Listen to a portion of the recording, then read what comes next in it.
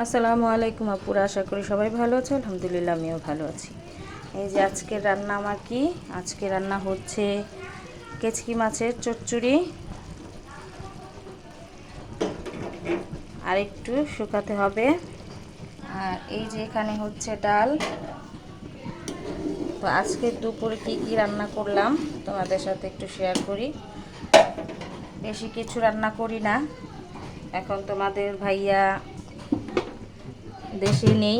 আমার মানে অল্প কিছু দিয়ে রান্না করলে হয়ে যায়। আর এই হচ্ছে মানে জাল ছাড়া বিরিয়ানি, আর হচ্ছে জাল, যেটা জাল ঝাল রান্না করেছিল আমার ননাস, সেই বিরিয়ানিগুলি রাতে দিয়ে দিয়েছিল। এখন আমি গরম করে নিলাম একটু পানি দিয়ে।